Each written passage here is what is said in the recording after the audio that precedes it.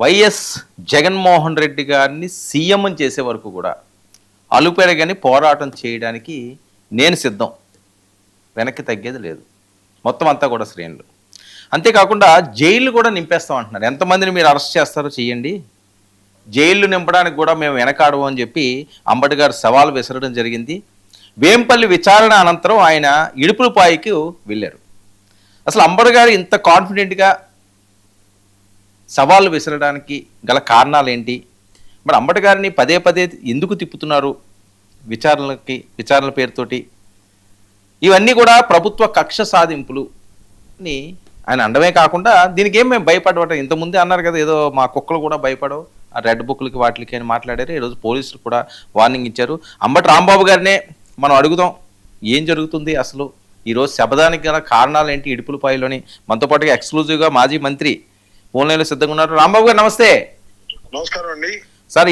ఏం జరిగింది ఈ రోజు వేంపల్లిలోని? వేంపల్లి అండ్ పులివెందుల రెండు చోట్ల కేసులు రిజిస్టర్ చేశారు. ఎప్పుడంటే ఇది ఫిబ్రవరి 1వ తారీఖున ఇచ్చినటువంటి కంప్లైంట్స్ మీద 2 కేసులు రిజిస్టర్ చేసి 2 కేసుల్లోనూ విచారణకు హాజరు కావాల్సిందిగా నాకు నోటీసులు ఇచ్చారు. ఆ నోటీసుల ప్రకారం ఈ రోజు వెళ్లి 2 పోలీస్ స్టేషన్లోనూ హాజరై ఆ విచారణలో వారు అడిగిన వాటికి తెలిసిన అంతవరకు సమాధానాలు చెప్పి రావటం జరిగింది. ఏమడిగారు సార్? అన్ని ఏవో అడిగారు, అన్ని మనం చెప్పాల్సిన అవసరం లేదు ప్రస్తుతానికి. వాళ్ళు చంద్రబాబు నాయుడు గారిని 31వ తారీఖున నేను అనరాని మాటలు అని కించపరిచానని నా మీద కేసు పెట్టారు కదా, మీకు అందరికి తెలుసు. ఆ కేసులోనే నేను 18 రోజుల పాటు సెంట్రల్ జైల్లో కూడా ఉన్నాను. సేమ్ అదే కేసు ఇక్కడ కూడా. ఆ రోజు 31వ తారీఖున చంద్రబాబు నాయుడు గారిని నేను గుంటూరులో తిట్టిన దానికి ఇక్కడ ఉన్న తెలుగుదేశం నాయకులు 2 కంప్లైంట్స్ ఇస్తే ఆ 2 కంప్లైంట్స్ కేసు రిజిస్టర్ చేసి నన్ను పిలిచారు. ఇది చట్ట వ్యతిరేకం. ఒక సంఘటన జరిగింది అనుకోండి, ఆ సంఘటన మీద ఒకేసారి రిజిస్టర్ చేయాలి తప్ప ఎక్కడ పెడితే అక్కడ 175 ఎన్ని పోలీస్ స్టేషన్ ఉంటే అన్ని పోలీస్ స్టేషన్ లోనూ కేసు రిజిస్టర్ చేయడం అనేది చట్ట వ్యతిరేకం. నాకు గుర్తున్నంత వరకు 36 కేసులు అనుకుంటాను, 36 స్టేషన్లు చోట్ల అనుకుంటాను ఈ కేసులు పెట్టింది. 36 ప్లస్ ఈ 2 38 కేసులు ఇప్పుడు పెట్టారు. ఇంకేమైనా పెడతారేమో తెలియదు, ఇంకేమైనా రిజిస్టర్ అయినాయో తెలియదు. ఏం సార్ టార్గెట్ అంబటియా? అంతేగా, మరి దానికి నన్ను వేధించాలని తప్ప ఇంకేమో మార్గం. ఎందుకు అంబటి రాంబాబు గారిని వేధించాలి అంటే భయపెడతామని, అంతకు మించి ఏముంటది. నేను వైసీపీ నాయకుడిని కాబట్టి, నేను ఓకల్ గా మాట్లాడుతున్నాను కాబట్టి నన్ను భయపెట్టాలనేటువంటి ఉద్దేశంతో తప్ప చట్ట ప్రకారంగా నన్ను శిక్షించాలి, చట్ట ప్రకారంగా నన్ను కోర్టు ముందు నిలబెట్టాలనుకుంటే ఒకే చాలు కదా. ఒక నేరం అది మోపింది, ఒక నేరం అది మోపబడినటువంటి నేరం. ఒక నేరానికి ఒక శిక్ష ఉండాలి లేదా ఒక విచారణ ఉండాలి, కానీ ఒక నేరానికి 36, 38 పెట్టవలసిన అవసరం ఏంటి? పోలీసులు లోకేష్ గారి ఆదేశం, పోలీసులు చేస్తున్నటువంటి కార్యక్రమం ఉంది. ఏంటి పోలీసులకి ఈ రోజు వార్నింగ్ ఇచ్చినట్టున్నారు మీరు? I'm not giving warning. ఉన్న చట్టాన్ని వారికి చెప్పేటటువంటి ప్రయత్నం చేశాను. వార్నింగ్ అంటే ఒకటి, మీరు తప్పుడు కేసులు పెడితే మిమ్మల్ని న్యాయస్థానాల్లో నిలబెడతాననేది వార్నింగ్ చట్ట ప్రకారం చేసే కార్యక్రమం. ఇప్పుడు పోలీసులు చేస్తున్నది తప్పు, చట్ట ప్రకారంగా వ్యవహరించడం లేదు. తెలుగుదేశం నాయకులు చేస్తున్నటువంటి తప్పుల్ని వారు కేసులు రిజిస్టర్ చేయడం లేదు. మేము తప్పు చేయకపోయి రిజిస్టర్ చేస్తున్నారు. వాళ్ళకు ఒక చట్టం, మాకు ఒక చట్టం, 2 చట్టాలు లేవు కదా ఈ రాష్ట్రంలో. తెలుగుదేశం నాయకులకు ఒక చట్టము, వైసీపీ నాయకులకు ఒక చట్టము ఉందా? ఆలోచించుకోండి. కాకి దుస్తులు వేసుకున్న పోలీసు అధికారులారా, ఇది తప్పు. మీ పై అధికారులు చెప్పొచ్చేమో, కానీ తర్వాత ఇరుక్కునేది మీరు అనేది నా అభిప్రాయం.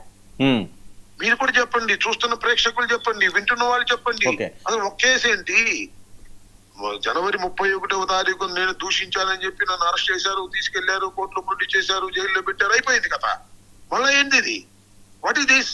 కాదు అంబటి గారు, ఇదంతా చూస్తుంటే మళ్ళీ మీ అంబటికి అరెస్ట్ తప్పదా?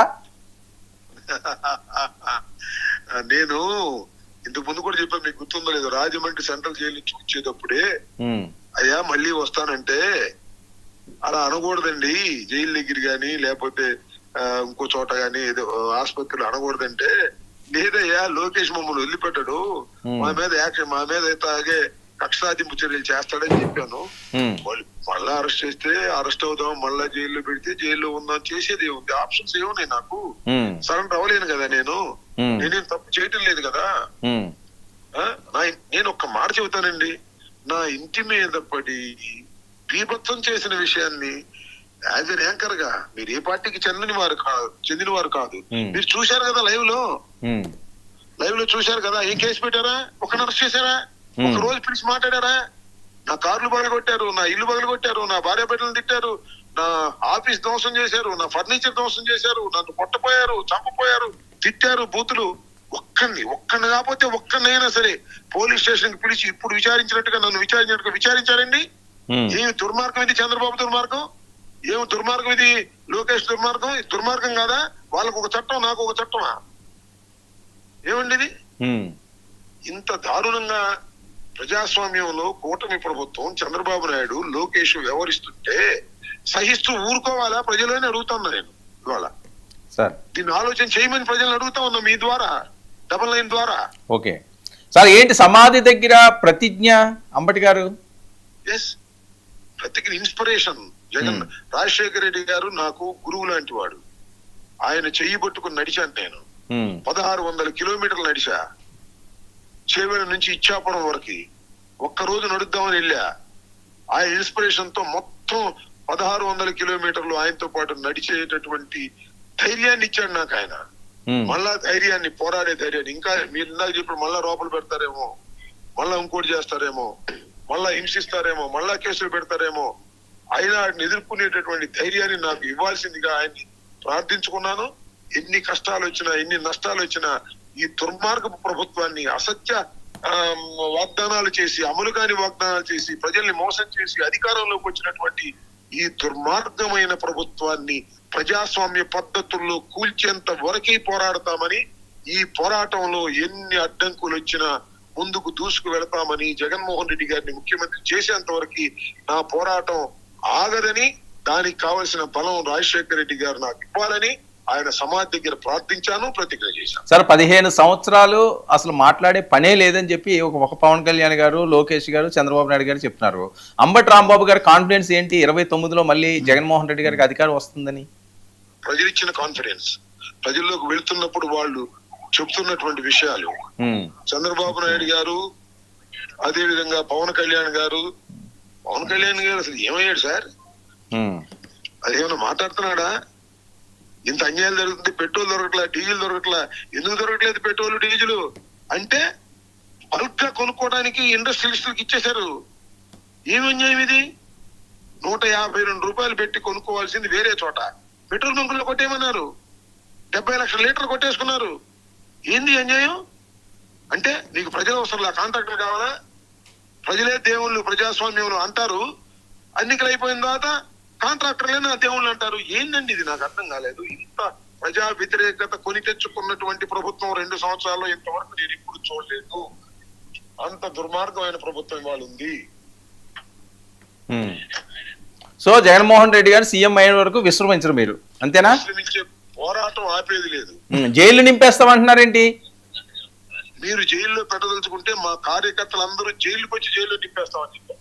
ఓకే, సో పెట్టదలుచుకుంటే సో తగ్గేదే లేదు, అసలు తగ్గే అవకాశమే లేదు, తగ్గవలసిన అవసరం లేదు.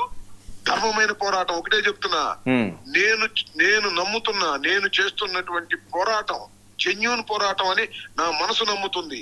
దేన్నైనా వ్యతిరేకిస్తా, ఓకే, ఎంత దూరమైనా వెళ్తా. అది రైట్ సార్, థ్యాంక్ యూ అండి, thank you so much Rambabu గారు. ఇది అంబటి రాంబాబు గారు అసలు తగ్గే ప్రసక్తి లేదంటున్నారు. ఏం చేసుకుంటారో చేసుకోండి, జైలు నింపేస్తామంటున్నారు. 29లో జగన్మోహన్ రెడ్డి గారిని సీఎం కుర్చీలో కూర్చోబెట్టిన తర్వాతే ఆయన విశ్రమిస్తారట. ఇది సాక్షాత్తు వైఎస్ స్వర్గీయ రాజశేఖర రెడ్డి గారి సమాధి దగ్గర ఇడుపులపాయలో ఆయన ప్రతిజ్ఞ చేసి వచ్చారు. ఈ మాటలు బాగా హీట్ రేపుతున్నాయి ఆంధ్రప్రదేశ్ రాజకీయాల్లో. మరి దీని పర్యవసానాలు ఏ విధంగా ఉంటాయన్నా చూడాలి. ఒక షార్ట్ బ్రేక్ తీసుకుందాం. బ్రేక్ తర్వాత ప్రైమ్ డిబేట్ కొనసాగిద్దాం. Stay tuned.